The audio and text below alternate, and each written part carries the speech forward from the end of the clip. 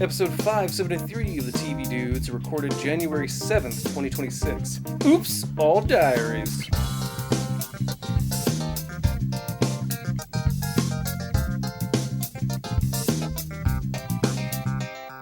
Yes! We're back for a new year, and while a bunch of our favorite shows are on hiatus, there's been Christmas movies and that Pluribus finale and the Stranger Things and Fallout and Heated Rivalry! No, you and I are getting along alright.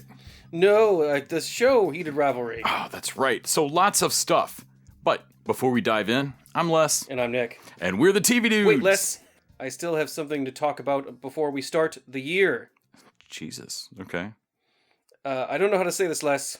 Just say it, man. It's safe space. No, I actually don't really know how to say it. It's called Patreon. Are you trying to say Patreon? That's it! Patreon.com/TVDudes. Oh, yeah. That's where you can snag extra episodes each week as we review movies and such. This week, we talk about the coolest thing you've never heard of, and you will be so mad if you miss the episode. We don't have one picked for this week, so do we? No, we do not. But it'll be great. Patreon.com/TVDudes. That's where you can go to get it. And now, All Diaries. The Diaries of the Television Dudes. Brought to you by only the finest cocaine wine. So we didn't really do a what do you call it, a main pick for this week. No, you went home to Wisconsin, and I went back to Northeast Texas for a while, and I didn't realize how when we left. I didn't realize we left a lot of desserts. On the table. Like single episode finales of desserts, or two rather. So for Pluribus, I went ahead and broke one of my own rules, and I included it in last year's best of. Because it only had one episode left, and I was pretty sure it wasn't going to totally shit the bed, and it didn't. So I feel good. Should have kept the list on which ones were actually, because we didn't actually talk. Sometimes we didn't talk about a couple episodes. Right. But so we didn't talk about the last two. Should we start with Pluribus? Well, we start with Pluribus. We also didn't talk about the last two of Heated Rivalry. So That's right. All of our TV Dudes listeners are living in a pre-Episode 5 world. There's a post-Episode 5 world, and we're going to have to get there. Who texted you that? Crystal. Yeah, that's a great, you are living in there's a post-5, Episode 5 Heated Rivalry, and you're not living in it yet. And you're not here yet. I need you to text me as soon as you're there. Yeah, we had a lot of stuff. I'm a little bit behind on Fallout, but that's going along great as well. So let's jump in. Let's start with Pluribus. So the Pluribus finale was both satisfying in what I wanted and also a little frustrating. And I realized that it was frustrating in a way that was true to character, which is why it feels so odd to me in TV. We should probably talk about the episode beforehand, too. True. Because the reason I found it frustrating was that the episode beforehand, when she calls them back, there was a level of, I need to figure out more, and the only way I can do that is if they're around. Right. But that was my charitable read on it. She's an alcoholic hitting rock bottom by calling them back. So there's advantages to the way Menounos hands things, our para guy. Right. And there's advantages to the way Carol does things. Carol gets way more information a lot faster, but also I can see how this would happen. You get caught up and want to believe in the story that they're telling. Right. And also you're going to look for things like maybe there is still an individual Zoya in there. Right. There was a moment where she talked about a memory as a child, and it genuinely seemed to affect her. Right. And I think it's why they show us that village shut down. That's the finale. But I think every once in a while Gilligan reminds us that hey, so the main character you're hanging with is an alcoholic and is she's going to wallow and need comfort longer than is healthy or okay. And then he's like a fucking straight edge kid. Like I've been around addicts and I've also been around straight edge kids. They are very different, but each has their own annoyances. And, this is why I think they're going to work pretty well together when they actually get get going. But because her last line was perfect. Like, fuck you, fine. Like we're to save the world. I can see why Carol slept with Zoya. Because honestly, we go back and forth on how whatever they are, the human, like the rest of the human race now, on whether or not they're a predatory part of a toxic relationship or a kind of sad dependent part. And I think that shows like that's not mutually exclusive. Right. Because one, they are sad, like they can't pick a fucking apple and they're kind of dependent on you, but also they are constantly pushing. Yes. And they kind of know that Zoya just has to be there, and that Zoya, that's not the first time Zoya went in for that kiss. No. This is going to sound like an odd comparison, but we watched All Her Fault recently. And the way that Jake Lacey is awful. Yeah. But also crazy helpful. They're not like that. But it's that same, there's a dichotomy here of like you guys aren't rapists, but you're pushing at every move. They are trying to make a no into a yes. Every time. Yes. All the time. Yeah. And they're working you. It's not cool. No. Like it's insidious. No, it's why like Menudos is right to not talk to them, but also Carol's mourning everyone she's ever known plus Helen alone. And not doing it well. You got to talk to them, but you got to remember that they are the fucking enemy. Because when they find that sensor, she's right to just pick the phone up and call because they can't lie. Yeah. Mm-hmm. Even when they want to try to lie, you can hear the pause and it's enough. Like well, you would have told me if you could. Well, that's the thing is that so Helen's memories are in there, but Helen's personality isn't. She never can talk to Helen. She can sort of talk to Zoya or one of the people that are physically present. You're right. But they've never offered and she's never asked to talk to Helen. Yeah. They just know everything Helen knows. Yeah, because the way they talk about like deaths aren't losses, they're still in there. So is Helen just a file in a database? Well, and it's like that's what it feels like. And I feel like, at least for us as audience members, the existence of Helen like that is what gives away the lie that they're trying to sell. That no. I think this is a plus one. The way that Menudos talks to them, you have stolen everything. Yeah. I mean, he was misunderstanding, I think, but I think he's still right. There's a plus one. This isn't us. This is us cataloged, and something's reading the files really fast. Mm-hmm. Yeah. It is a put on. It's a performance. Everything is performative. Oh my God. In a way that... Cold open. Because that cold open, so with the girl, and you knew that she was going to say, because she was missing her family, she's a young girl, she doesn't know what else to do. Obviously, her community is very small community. Her aunt, her mom, everybody she's known changed. She's never known anything else. And so you see that small village, and I was wondering myself of like, why the fuck are they even here doing this? And it always baffles me how much it keeps me like, oh, because they're here because the kid's here. And they're just trying to keep her happy. Just keeping her happy and comfortable. It's Twilight Zone, the movie, man. Like, I mean, they're not scared of her, but like, they're entirely... They can't pick an apple or squash an ant, but they are relentless with the one weapon they have, which is complacency. Yep.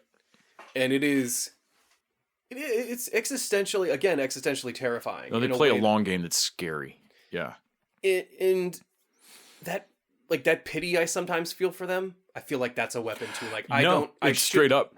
They're chumping you into feeling bad for them so that, yeah. Yeah, it's... Everything they do is like the psychological tricks in negotiating, like mirroring you and stuff like that. Like, it's just all that is what it feels like. Yeah.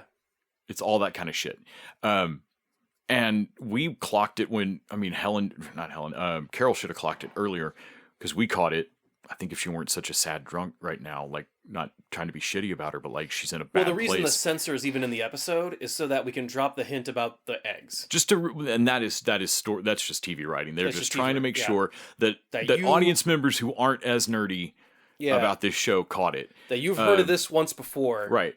When technically it's the second time you'd heard of it because I think she'd mentioned it at some point before because we had said like, hey, didn't you ever freeze eggs or something like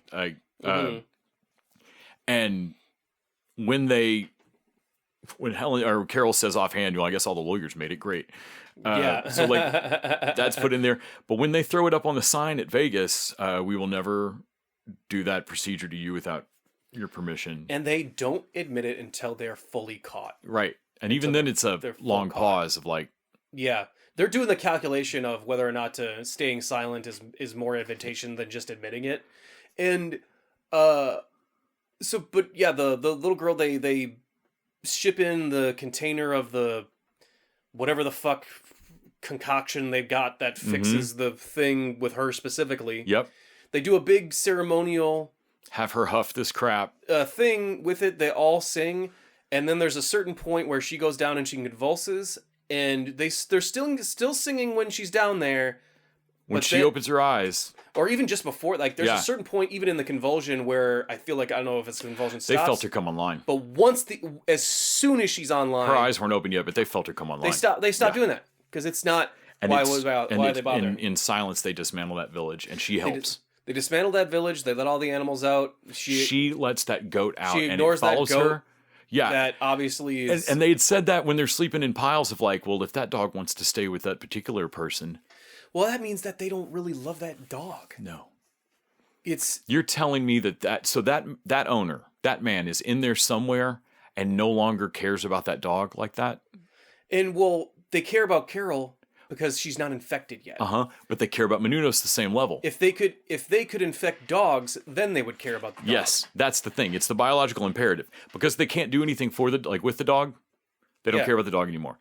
So they didn't get super nice. They only care about things they can add to the collective. They're like if the Borg and Scientology were one thing. Like if they were just really trying to sell you on it. Well, there's like, they respect all life, but I'm like, but do you love it? Yes. Well, of course we do. We love it the same as we... No. In a way that I'm sure, like, well, keeping pets is actually... We find it unappealing as regards to keeping an animal or whatever. Cool. Sure. Maybe you don't raise any new pets, but these pets only know one thing. Also, man, as soon as they open, like, the chickens and the goats, they're like, cool. All those animals are dead. Yeah. That's just part of the... I guess they're just okay with that being part of the circle of life now. Right. What are the dogs supposed to? And so Menounos showing up and being like, I like them. To me, it was a good reminder for the audience after a couple episodes of Carol being lonely and trying to buy into the collective thing. Just in case that you just in case you're actually with Carol in any sense, you and her get reminded. Like, no, man, this is all bullshit. Bad. This is bad. And I love that she shows back up with the bomb. Yes. That's hilarious to me. That's pretty funny. Well, I'm assuming that bomb is going to be some sort of bargaining chip of a biological imperative to where, cool, I have my finger on this button. You will only risk a certain amount of you. Right. So that...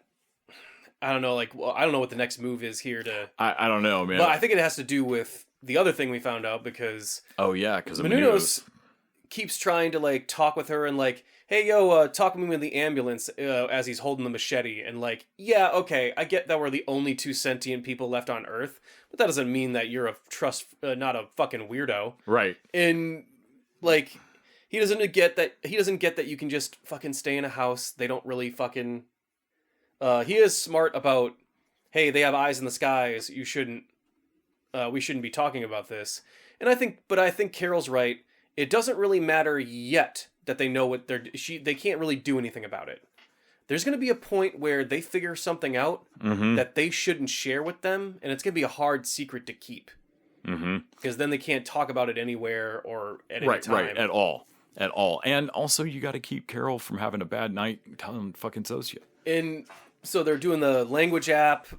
He tosses that fucking thing in the sewer. And she's like, it doesn't matter, but it's on airplane mode. Yeah. Like, dude. Yeah. Yeah, and I like that he does recognize that, like, okay, she's not going to talk to me again if I don't get her phone back out of here. Like, it's beyond figuring out another way to communicate. I need a show of, like, oh, I'm sorry. Yeah, and then he, But him running the same experiment that we would have wanted and expected Carol to, but it goes past. Well, he does the due diligence of warning them that he's about to do it.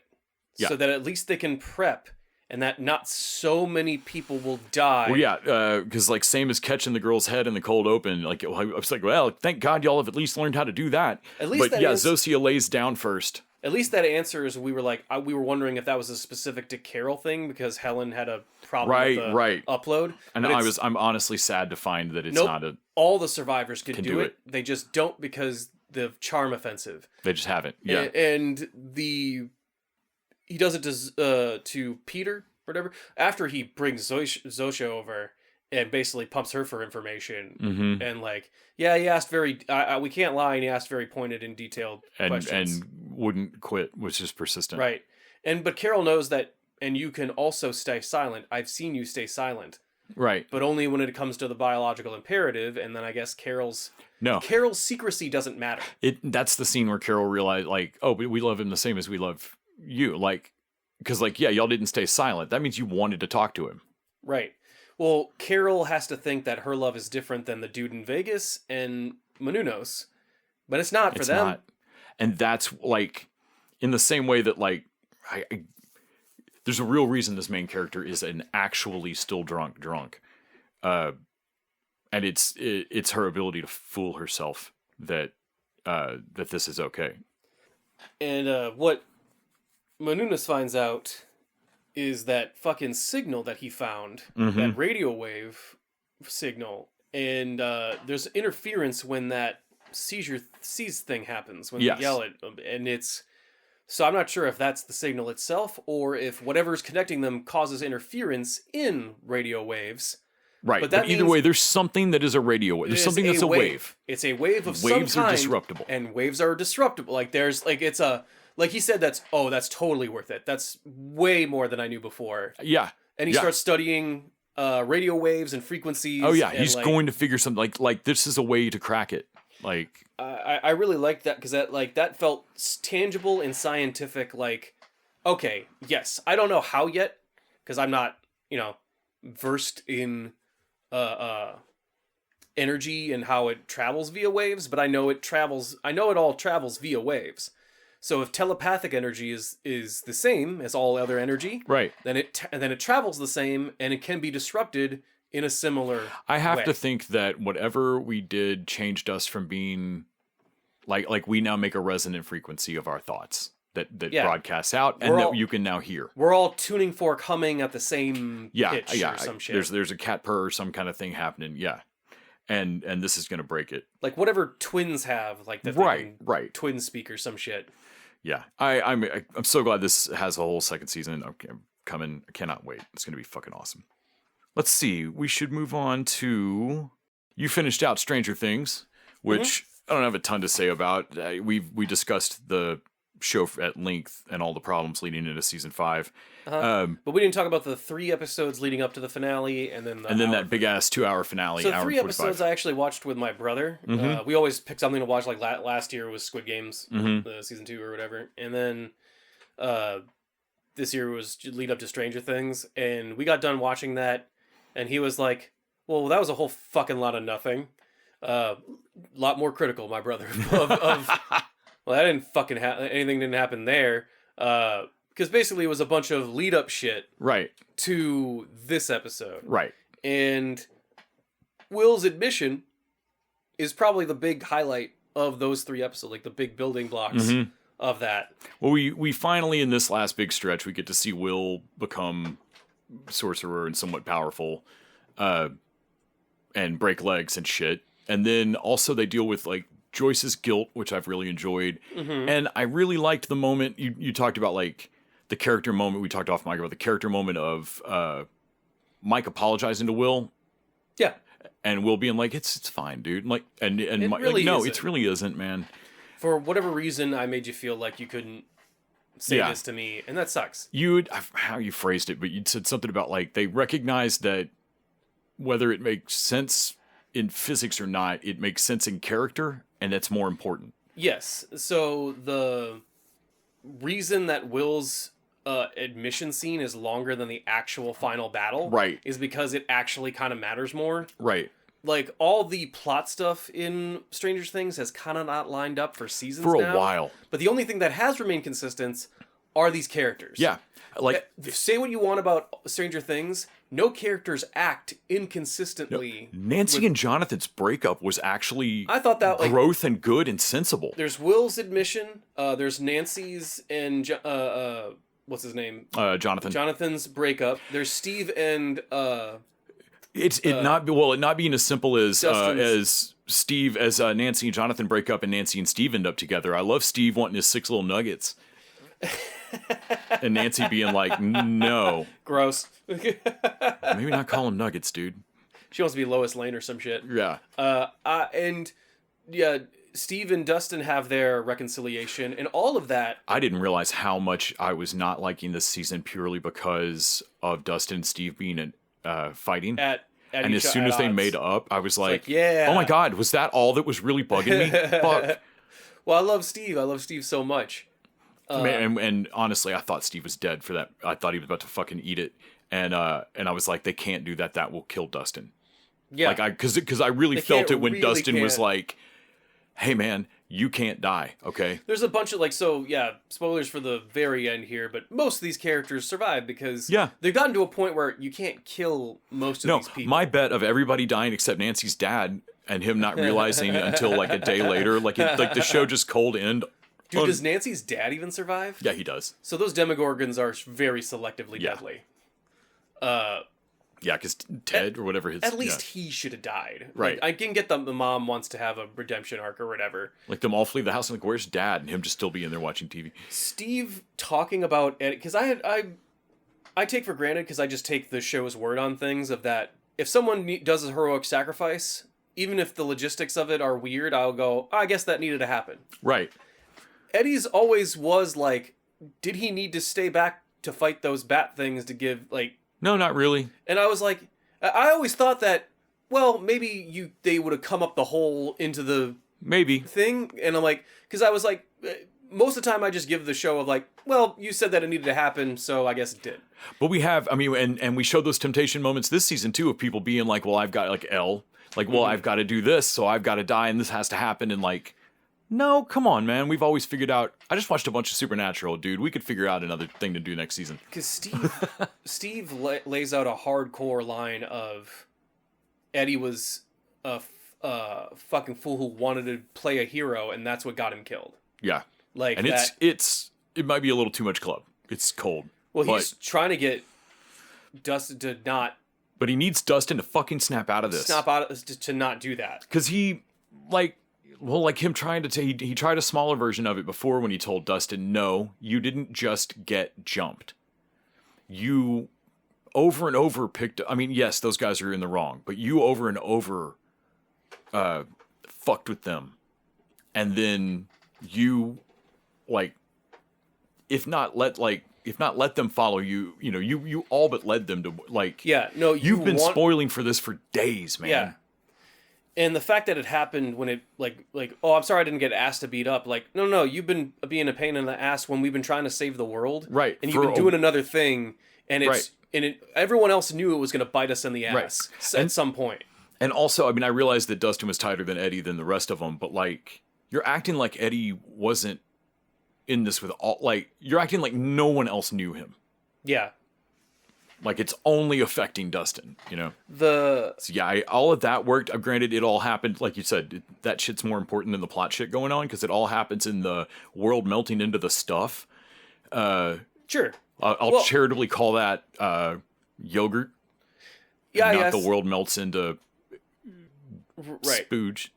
Yeah. Well, I'm guessing that it affects the... molecular structure of whatever's inside, considering it's a combination of two different worlds. There is something cool about watching something melt that shouldn't melt like that. But the first thing I thought of was in Final Girls, when they go back into the flashback and they just scream like, what the fuck is happening? There's like shit's melting down the walls into black and white. And that was my first thought, was like, oh my God, they're going into a flashback. Doodly doodly doodly. Well, the Stranger Things finale to me, this final season has been that's perfectly serviceable. That's great. That's absolutely fine. I think they landed a mess as well as they could. If I do a rewatch, I might not make it all the way here, but also I could see myself doing it because it's not that big of a hardship. Now, how it evens out is that all that character stuff really works. It really sings every time they go on a pair of characters and let them play out their thing that they need to do, because it's all been building and we just finally pull the trigger on a bunch of this stuff. I even liked Maya Hawke and her Molly Ringwald Candy Striper girlfriend, who thinks that she's just on drugs. Yeah. That was hilarious for like the 10 minutes it ran. Well, and all this other stuff is like, hey, that's the thing we needed to do to get these characters here to say this thing, because they need to do that. And like, oh, yep, I see the equation. I see how all that math lines up. You got it. Now, where it just isn't as tight is, and some of this is just due to COVID, and some of this is a early writing mistake that they've now committed to.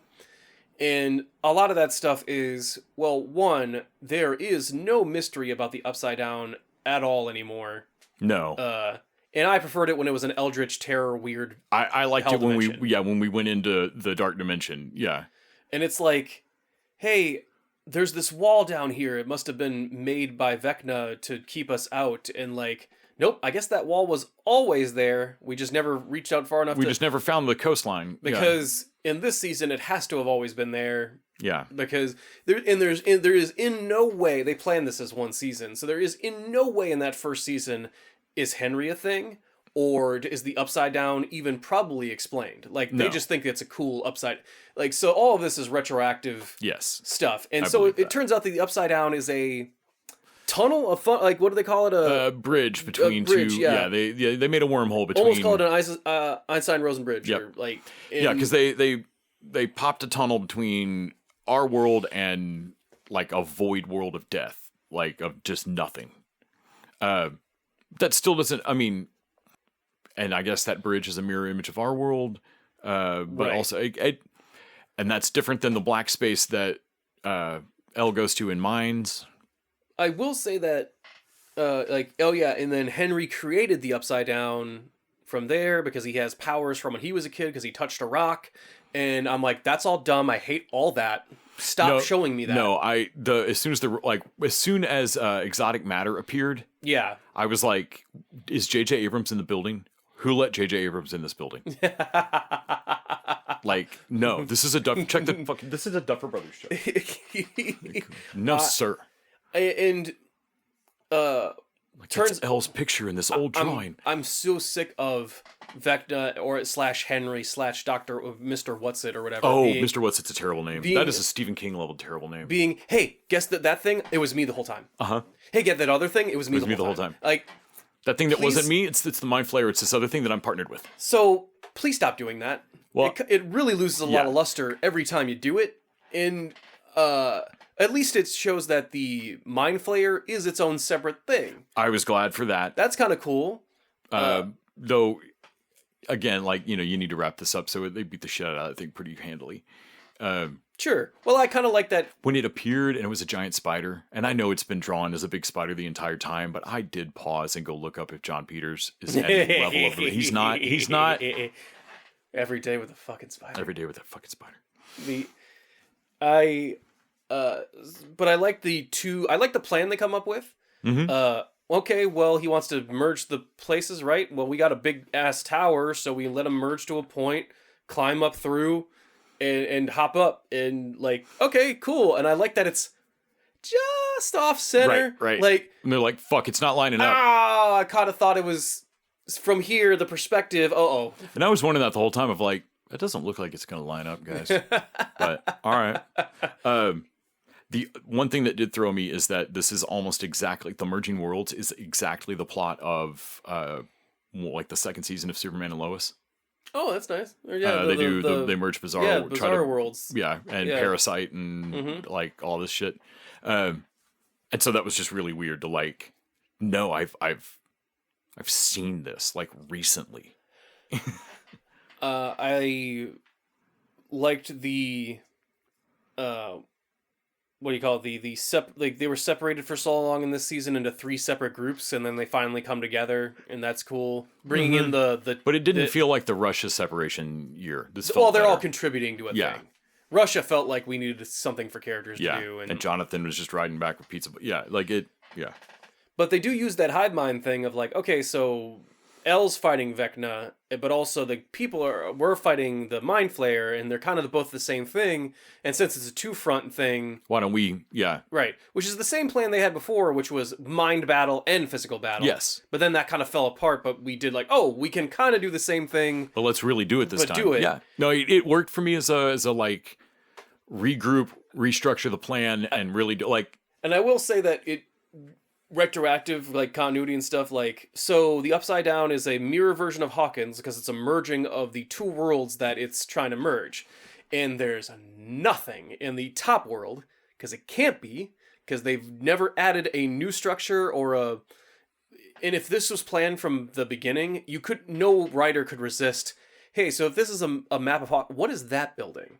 Right. That building doesn't exist in Hawkins. That would be the mystery. That would be where they'd find the absolutely tunnel. But no, it's just a lab that the military was using. Yeah. And because they can't, because they've God bless them for trying to write around this thing that they've made. It's a launch pad McQuack landing, but I was much happier with this than like the end of Lost or whatever. Do they even mention, I think Dustin mentions like, hey, where the fuck are the Demogorgons and all that shit? Like, shouldn't they? Isn't it this world where they live? And I think like Dustin comes up with something of like, well, maybe Vecna's still hurt or something. And I forgot how he rationalizes it, but yeah, I don't know. I think there were some baby Demogorgons in the Mind Flayer's like egg sack thing. Yes, that was creepy when they're running through, slashing those and getting. Ugh.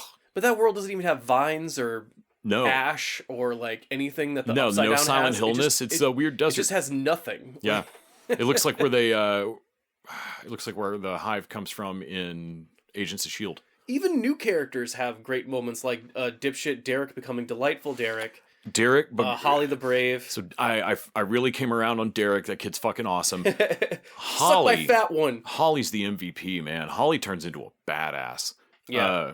And like she's just cooler and cooler as she goes. And then Lucas's sister can always have more screen time. I mean, she always should have had more screen time. Mm-hmm.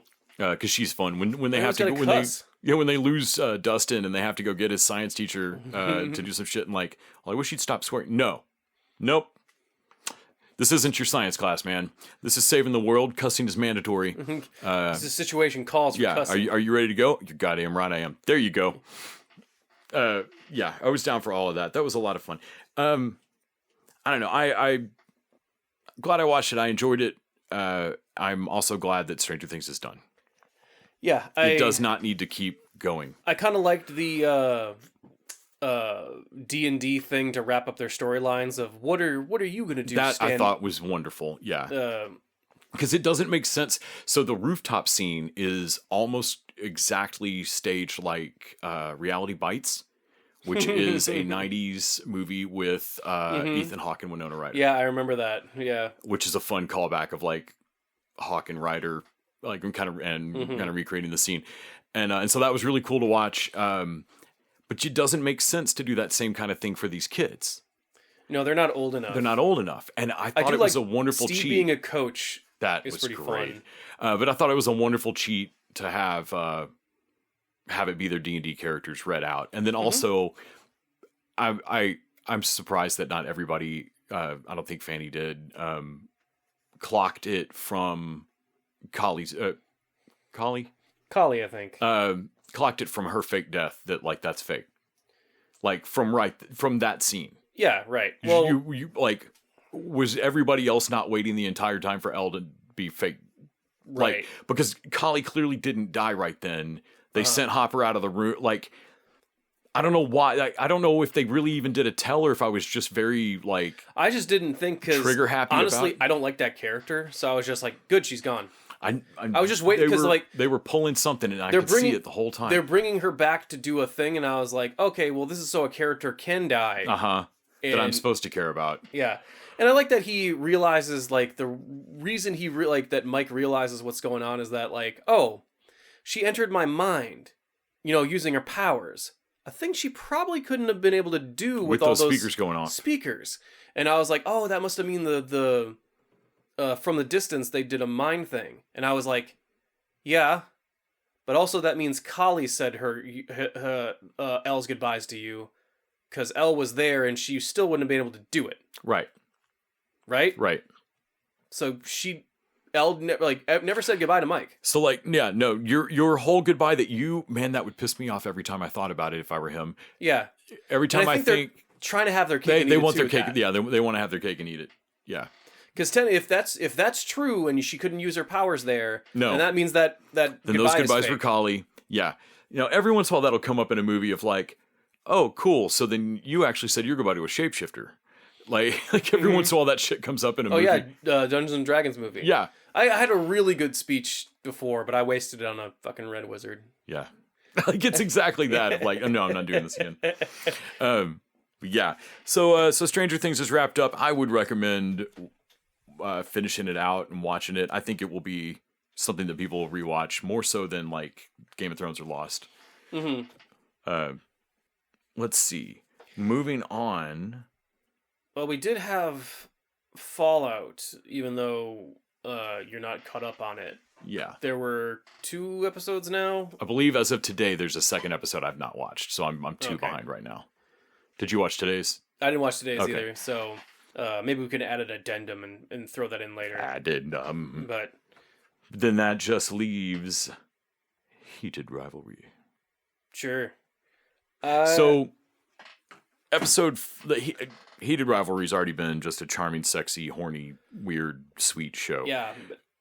Ep 5 and 6. So, Ep 5 picks back up the Scott Kipp story a little bit in a surprising manner. Well, how it first picks up is it's with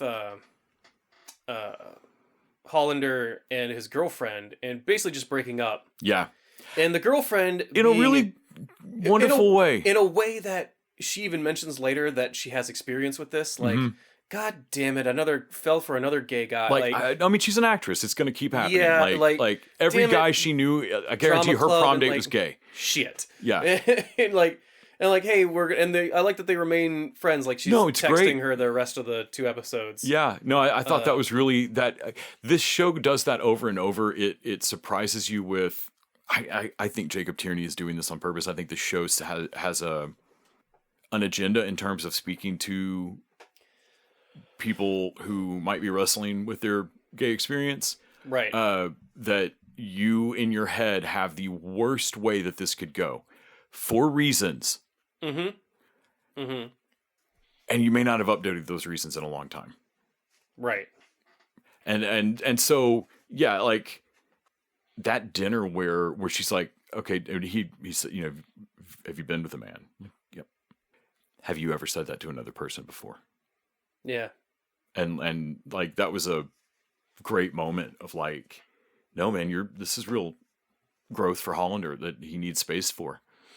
Yeah. Like, there's just like, no, we've had sex a couple times and I just don't think I'm doing it for you. Like, because I was wondering the previous episode too. I'm like, oh, I guess they are having sex. Maybe Hollander's bi as well. Because I knew Rosenoff was bi. Right. But like Hollander, I was like, for whatever reason, was like, no, you don't read like you're into that at all. But no, I think he's just doing it he's a people pleaser. Yeah, no, like he gave it a good college try. Yep.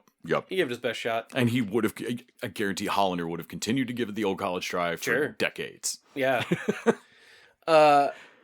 Miserably. And then so they have a nice little moment where they're flirting back up again. Of course, Rosenoff is jealous because he's got a new fucking girlfriend, but he can't say that because he's gone out of his way to say that he fucks girls. Right. Like, and just fucking tsundere, fucking Russian bastard. But they play against each other, and there is a hit like as they are playing and being cute with one another, just being a little too cute, and one of the Boston team nails Hollander, and he takes a shot, and in a way that I'm sure I was worried for a moment. Well, I'm sure they've all played hockey, they've all taken hits, and even when he comes out of it, like, hey, got my bell rung. It happens to all of us at some point. At some point, each of you will take a serious like oh my God, bell ring. I'm just assuming that because Hollander and Rosenoff are so fast, and like they just don't usually. It's a putting your quarterback in the red shirt and the red jersey thing. Like, no, we don't full speed tackle that dude. Are you insane? Yeah. Like, you never hit him in practice. Like, I assume he's got a line of goons for this. Right, for this exact purpose. And I love that this whole world, God, we love a fucking, like, not only do we love a story, we love a rivalry story. Like, that they're all like, oh man, but look at Rosenoff, he is genuinely concerned. Well, it's nice to see that, you know, despite all the controversy off the ice, that they really do respect each other as athletes. And like, that's what all that respect. is. Man, he can hardly swallow all that respect. So thankfully Hollander comes out of that okay, but he's hopped up on those fucking drugs, and he asks him a thing I don't think Hollander would have if he was like. So they're lucky nobody else was in the room, or he'd outed himself right there. Right, he was being cute, and he asked him to stay at the cabin. Mm-hmm. And of course, Rosenoff is like, "Well, fuck, man, I don't can't. know. I don't know about that." Well, I think he even goes to like, you get that if I come to stay with you and we're out, I can't go back home. Like ever. You are worried, and rightly so, about how people will treat you in America, but I can't. Like Russia, what do you mean you can't go back to your family? No. I can't go back to the country. I can't go back to Russia. Of Russia, ever. Like, yeah. The differing things of like, well, I guess America is the better place to be for anyone not committing to any norm whatsoever. Which is like, man, that should be my America's slogan for the next election cycle. America, never been and never will be for basic bitches. Weirdos come here. Weirdos live here. Like, because they have no other alternative. They'll die other places. But I thought and then the dealing with his dad's death. I can't remember if that was episode 5 or not. It's either at the end of 4 and Fallout in 5, I think. Yeah, but his brother's a piece of shit. Alexi's a piece of shit. But yeah, I think it's the 1-2 punch of what happens with Scott and his dad's death that make Rosenoff flip on the cabin. Right, because he says no, and they basically kind of go their separate ways, and like maybe they'll hook up once a year and do their shit again. But that's not what. And Hollander knows that's not what this is for him. But they're both kind of not. They both know that's not enough anymore. No, they're slowly approaching.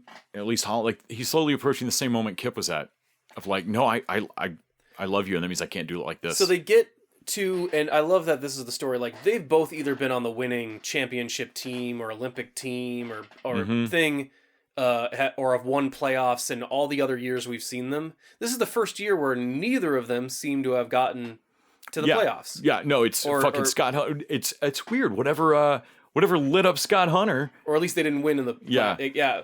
But Scott Hunter having his year, his and Colin from Ted Lasso style, like. And so it's the first time they're both.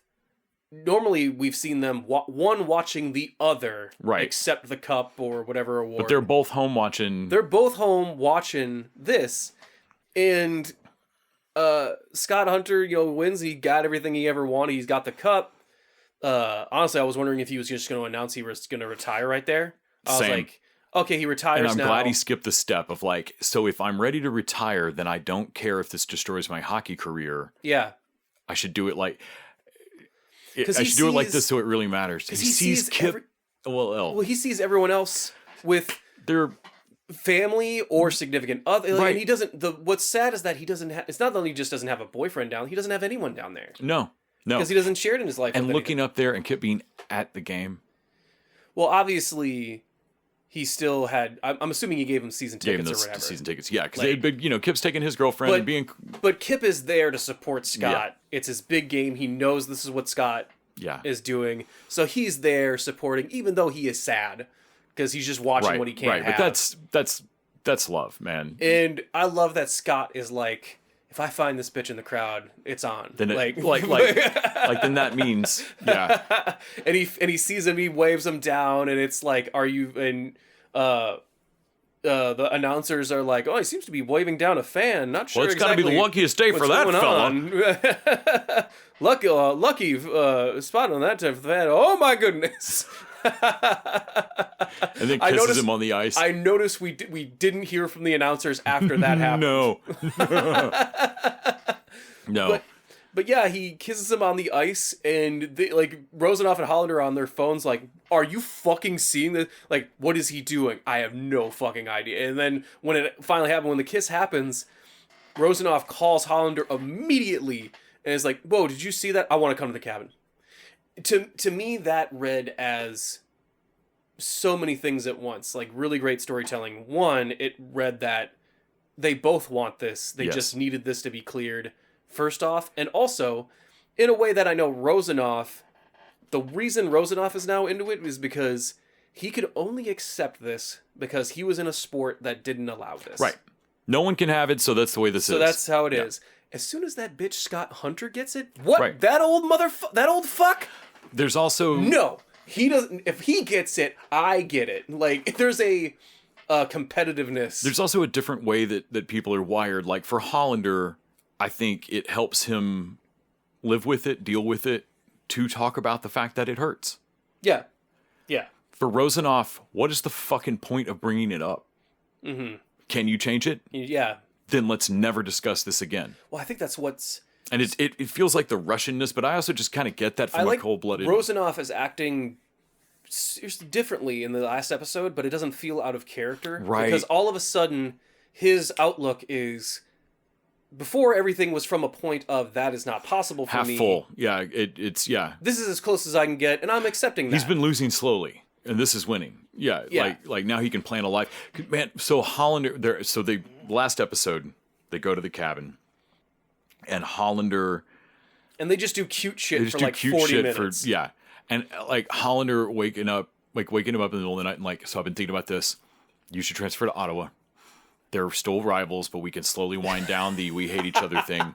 And then you and I will start a charity together, something we both like it can be real. But that'll put us working together. And then in a few years, when we both retire from hockey, it'll have primed the public for us not hating each other, and we can come out. I have had that. It's insane, and I've been there. I've had that exact same wake up from bed conversation in like at least 2 or 3 times in a relationship. Because here's how we can work this out. And you wake like what? And So I've been thinking about your job in the city you live in. The fuck? What? Perhaps it is from my perspective. I have also had ideas in the middle of the night. I have never woken the other person. Hey, are you awake? Because I know how much I like to sleep. Right. And I assume other people like that very much. Have I wanted someone else in a conversation to calm down? Absolutely. Have I said calm down? Not in a very long time. Because it doesn't work. I know that doesn't work. Right. And like, I guarantee whatever you've woken this person up to, they're not going to respond. So that Rosenoff doesn't just go, Hollander, that's the stupidest fucking thing I've ever heard. Get away from me. Is remarkable. When he's like... No, because he does what we all do, which is like pretend to listen for the first half, because you're not listening.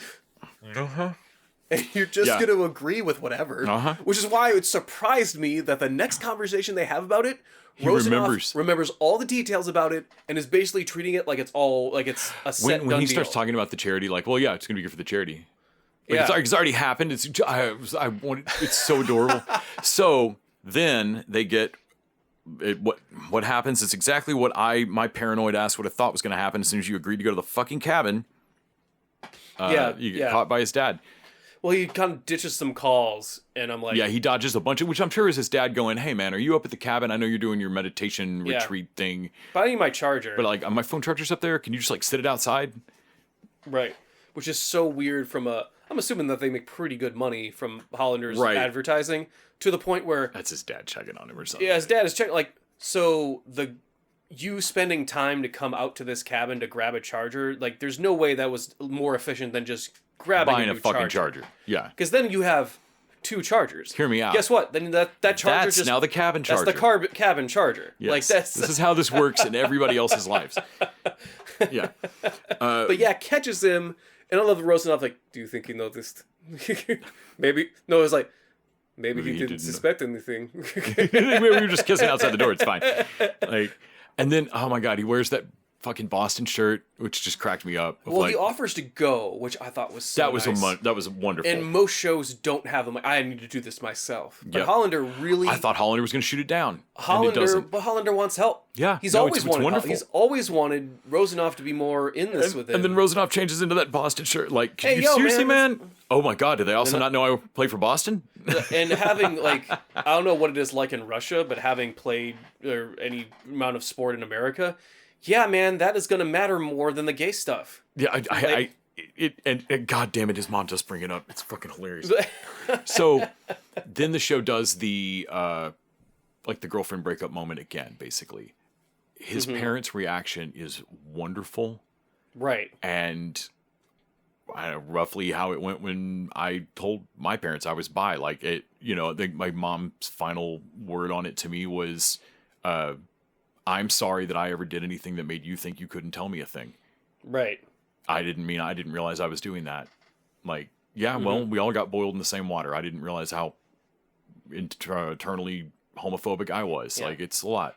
Well, we didn't all grow up with a dad like Kip's dad. Kip's dad is the Gim VP, dude. Kip's dad is hilarious. He's amazing. I love him.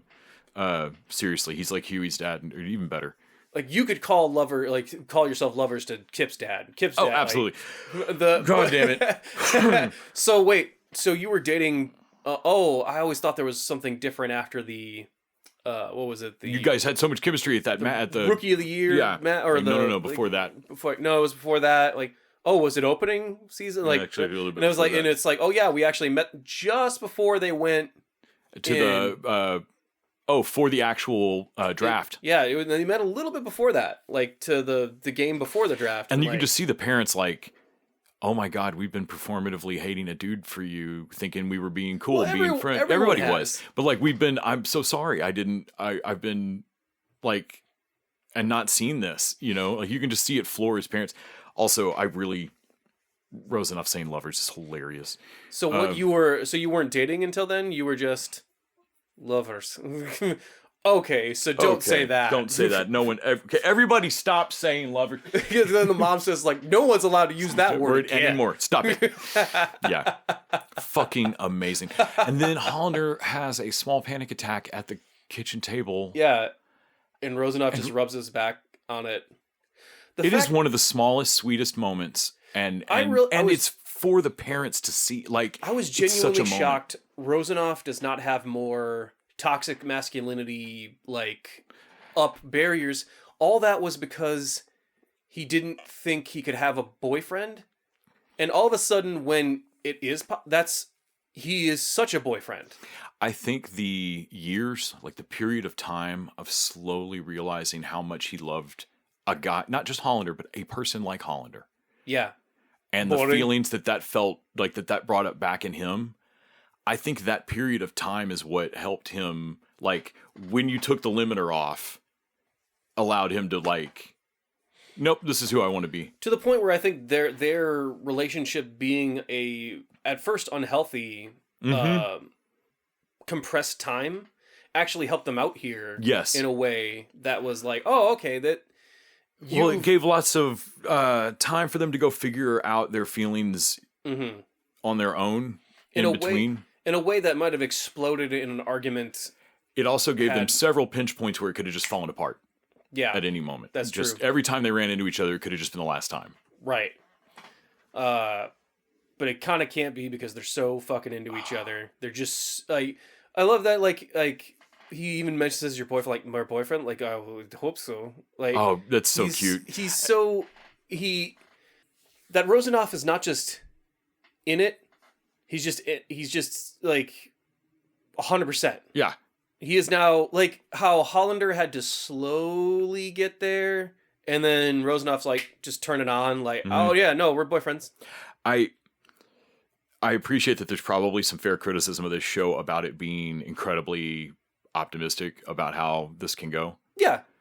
But also, I think there's something detrimental about only repeating the stories about this going badly. Yeah. Because people start to think that's the only way that ever statistically goes. Well, also it's not completely like they don't come out to the public and it's okay. No, his mom starts working the same plan Hollander, and they will still and even it's like, and it might still hurt them. He will not get to go back to Russia. They will still keep this up a secret, and when Mom hears that, like, no, that's sad. And she genuinely feels like that's sad. Like, honestly, the mom's more ready for them to come out, like, now. Right. Well, she was even like, I bet you we could pitch this to some of the advertisers. Oh, like, yeah. Like, Rolex is down for this. Yeah. Yeah, I bet you we could have the story come. Like, she's already thinking of, like, the... You just gotta... if you hand them a great narrative that ends in you being gay, they'll be fine with it. Right. Like... Hey, trust me, there's monetization happening for a rainbow. We can sell Pride for real. We can sell a rainbow hockey stick, man. Like, absolutely. I also love her. Like, so you'd move to Montreal then, or you moved to Ottawa? Ottawa? Yeah. Okay. So you just move away from Boston. So you just don't care about Boston then, huh? I'm just like Mom. Well, I'm just saying they drafted him. Loyalty's important. Like, trying to be loyal to Mom, me, Mom. I'm just saying. Like, whatever. You know, whatever. And I just wanted it, Hollander. Like, I told you the hockey thing would be more important. Like, I told you not to wear the shirt. I told you not to wear this fucking shirt. Yeah. I mean, it doesn't need a season 2, but I cannot wait for whatever Jacob Tierney does next. I loved this show. The drive on the way back to the cabin with no dialogue, but they're obviously at least decompressing about how that went, and giggling and like obviously just basking in like that was amazing. That went as well as. Well, also that's as close as Rozanoff will get to coming out to his dad. Yes. He's just that's it. Like that. He'll only be able to experience that through Hollander. And his brother clearly knows. Oh, if his brother doesn't know, he at least suspects. And enough to bully him about it with a wink, you know. Mm-hmm. Like, I'm sure Rozanoff spent a little too much time with that other kid, coach's kid. Right. Whatever his name was. Yeah, if you've not watched Heated Rivalry, we've spoiled it for you, and I don't care. You should go watch it. Why haven't you watched it? It's quite excellent. It's fantastic. Outside of that, most of what I watched was an insane amount of Christmas movies. Most of them are rewatches from every year, just having endless Christmas movies on at my mom's.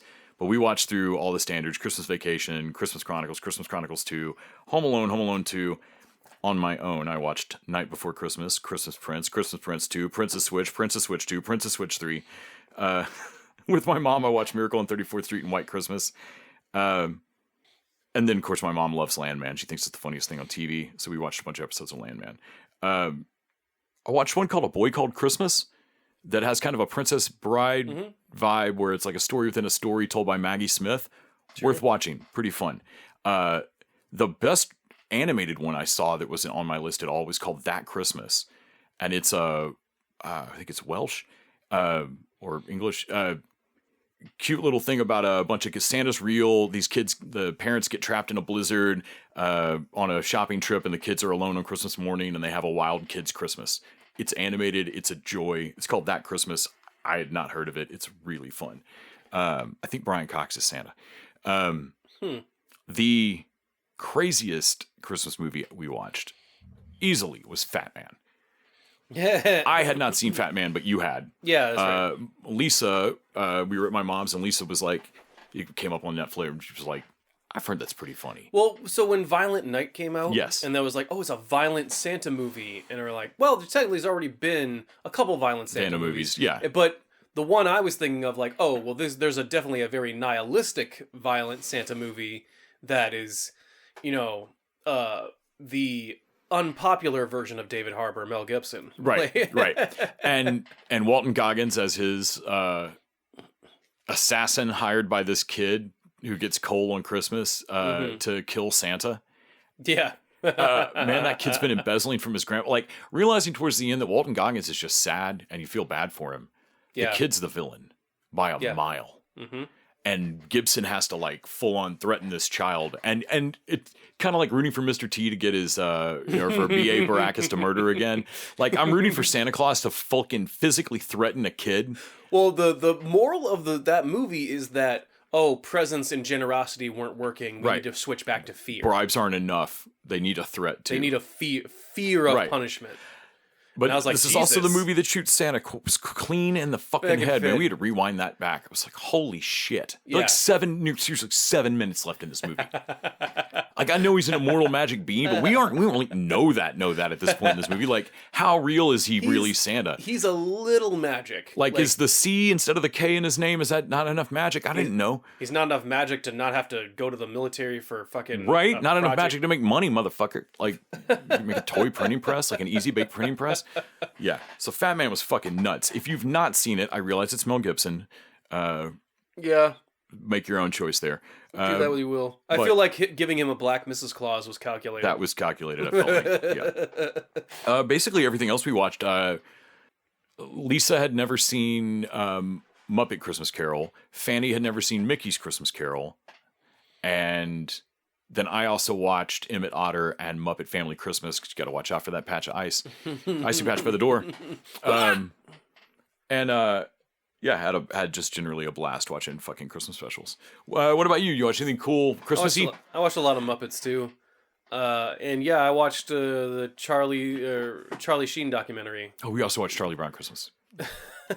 Oh, the Charlie Sheen doc. Yeah, with my that's what we watched as a family. It was weird. I don't think he's this good an actor. He actually seems believable when they point blank at the very end of it are like, okay, so here's all the questions that just would have ruined the doc, and I'm just going to point blank ask you rapid fire. Yeah. Corey Haim, did you touch him? And Sheen, like his response, I was like, shit, man, I don't think he actually might not have. I had always I realized afterwards that like, motherfucker, is it really only Corey Feldman that has said that? So. Because apparently Haim's mom is not even mad at Charlie Sheen. Yeah, well, I mean, I don't know. Just because Haim didn't admit it, right, at all didn't mean it didn't happen. But also, yeah, I mean, Feldman, he had that weird like. He's accused a bunch of people and never come up with right. names and shit. And then I also kind of bought Sheen's thing of like, no man, my sex life got real weird after crack. Yeah. Prior to crack, my sex life was just an 80s sex life. And I'm going to go out on a limb and say there's blanks in his memory. Absolutely. That, to the best of his knowledge, I think he doesn't think he did. I don't think he thinks he did that. Yeah. Which is to say, I don't know, feel like I'm making a lot of excuses here. For Charlie Sheen here, but yeah. I do know that happens in Hollywood a lot. A lot. I'm not saying nothing ever happened to Haim, but yeah. Spacey had a fucking basement for it, I think. The craziest thing in that doc, though, is Charlie Sheen's crack dealer seeming to really care about him. Weaned him off. And weaning him off crack by making a Charlie badge. That's a over good friend. 2 years. That's a really good friend. And like, he motherfucker's still selling crack to everybody. Still taking money from Charlie for the crack. Well, I mean, that's money that's paying for rehab, basically. Right. And also, you can't, if you ever take less money, he'll know. Mm-hmm. He'll know something's up. Well, also, if he ever gets coke from another oh my God, person, he'll die. He'll OD. just die. But I like that, like, this doesn't really do anything anymore. I think I'm just going to fucking quit. Yeah. I think Charlie really... Sheen is surprised. Like, what? I think he really thought that his body was absorbing it or something. I genuinely think that man just thought that he had acclimated to crack. Yeah.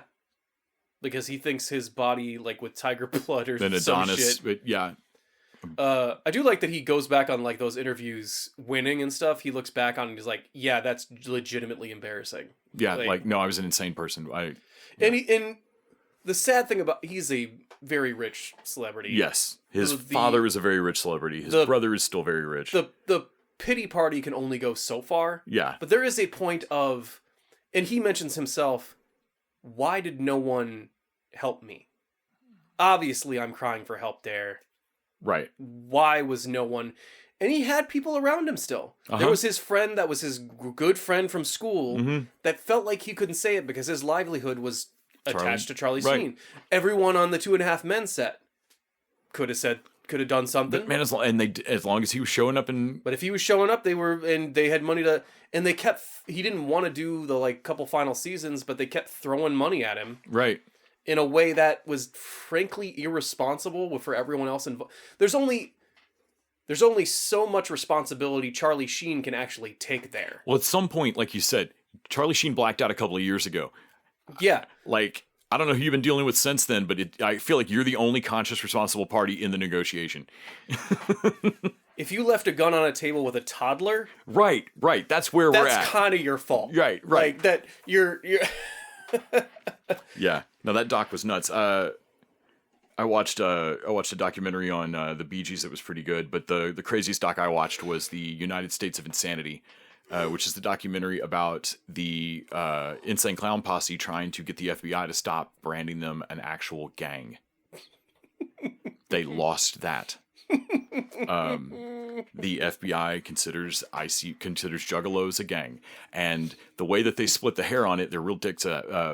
They basically ruled that ICP didn't suffer direct harm, like Juggalo, like they can't prove that, so they didn't have standing in court. Okay.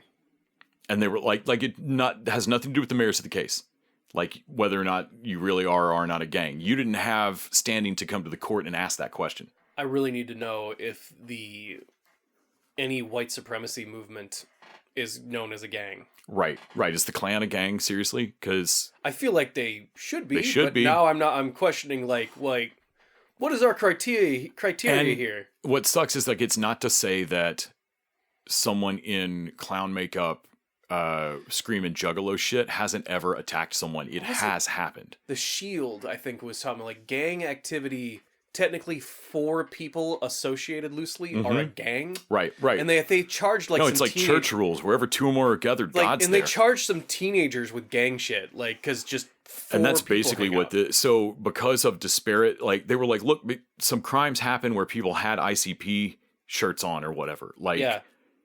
Do they're a popular band. Like, do we seem organized? Like straight up, they were like, we are not organized around anything except selling records, man. Like, go out on a limb and say there was more Metallica people committing Metallica merchant. I was like, seriously, you could do this with almost any. Yeah, because ridiculous. They have posse in their name. Is that really it? Or yeah, and granted, their lyrics are fucking insane, but also so are horror movies and all death metal and like a lot of shit I listen to is just as bad or worse than ICP. Come on, yeah, it was an interesting doc. Also, Violent J or Shaggy 2 Dope. One of their moms is the sweetest lady. They're interviewed. I like those guys. They're hard not to like. I watched Primitive War with my brother. Yeah, which started the Dinosaur Vietnam movie. The funniest running joke of my entire Christmas, which is the fact that you sent me a text. It was like, it's not that great. And I sent back Dino Snore. Yeah, like pretty solid pun. Only to my phone thought so too. Only to 2 hours later on the 2 hours later on the dot, like but I didn't realize it until like a day or two later. Well, I thought so. It happened at like 8:00 at night or whatever, and then so you texted me Dino Snore at like 10:00 at night. And no, I'm like, okay, so he's saying that's good night. The last time you're going to hear from me. It's 10:00 at night. But he's saying good night with Dino Snore again. Pretty solid. Because he's proud of that pun. Got it. And also, I didn't respond to the previous pun, which is always but Nick. But Dino Snore. Okay, yeah. And then I wake up. Snore. So I wake up to Dino Snore. And that was like, I'm not sure if it skipped a while or if I just watched a couple. But the next day, every 2 hours, Dino Snore. Until at the very end, you texted me something else. And you replied back, do you realize you've been texting Dino Snore? And I answered that question, whatever it was. Yeah. And then I'm like, but also, do you realize you've been texting me Dino Snore? For like, no. Because it got to the point where I was either doing something else and I couldn't. I let it go way longer than I should have. Like after the 4th one, you're like, that's not a bit. But then I couldn't resist. Like literally whatever the next thing you asked me, like way later that evening, I had to reply back Dino Snore. But it didn't match up with the time. No, it didn't match up with the times. So, but I got a kick out of it. Oh my god. But yeah, Primitive War. Meh. Well, it goes from a black screen after the production company logos, and just me and Jacob both looked at each other and laughed when before a frame of this movie comes on, the guitar like Fortunate Son starts to play. God, and I looked to Jake and I'm like, I think if you make a movie in Vietnam and you don't play Fortunate Son, I think they shoot you in the face. I think they do. I think they execute you. Like, it's like, it's the first thing the military checks for. It's that or Lee Greenwood. And throughout so the rest of the movie is basically just, I'm sure they spent whatever is on the soundtrack of like that, because they run through the jungle and oh my god, they just got some Fogerty. Yeah, like what, like you know them all. Like I can't remember the names off the top of my head, but hum any song you heard during Forrest Gump, and this fucking movie plays it. Yeah. Like, can we get Paint It Black? No, all right. Almost to the, I like that they actually played Fortunate Son immediately, because I was like, oh, maybe they're just get this out of the way. Like, right. Okay, like this sci-fi movie has to start with more human than human. It has to we start. Get it out of the way. And we're done now. Right. But yeah, it was not as good as Jake was making the book sound. Yeah, that's right. Your my brother was reading the book, and he really liked it. Which is the only reason we paid like $7 or something to rent the fucking thing, because it was the only way to watch it.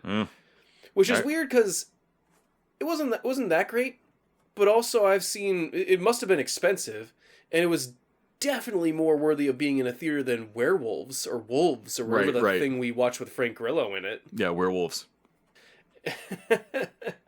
You know, these dinosaurs saw a supermoon, and then it was just on. It's a super comet, Nick. Yeah. Well, that's probably gonna wrap it up for us. It's been a all Diaries month, basically, and and we'll be back on our normal bullshit next week. Are we gonna pause here and talk Physical 100 or Physical Asia, or do we want to do that for next week? Let's save that for next week, since we've still got like 2 hours, maybe 2.5, maybe a little over 2 hours. Yeah, we still have a little bit left on Physical Asia. Yeah, I think we got 2 episodes, but one of them's real long. So let's save that back. Suffice to say, there's a third Physical Asia, or Physical 100 season called Physical Asia. Yeah. And you should fucking watch it. Yeah, especially if, the lack of Asian representation was what was keeping you away from Physical 100. But we got to watch it. We got to get to the Mongolian show. Right. So yeah, we'll save that for next week. Also, if the lack of Australians was anything to go. In fact, unless I can find something better, I think Physical Asia is going to be our fucking show next week. Hell yeah. Because it's so good. Hell yeah. No one's watching it. I mean, people must be watching. They're making a Physical Italy and Physical man, USA. I cannot wait for... I think Physical America's a mistake, but we'll see. I'm going to watch it. Physical Italy, I can't wait. That is going to be bananas. Bananas. Faguro, wow. Yeah, cannot wait. Other Italian stereotypes. Yes. And until next time. Whoever can slick their hair with the most olive oil. Oh man, Turkey's gonna win that. They can't hit her. But until we did. Yeah, we'll tell you next week how Australia's in Physical 100. We figured it out. Oh sure, yeah. Actually, no, that involved open up a fucking geography book. It involves some level of education beyond my public education in the U.S.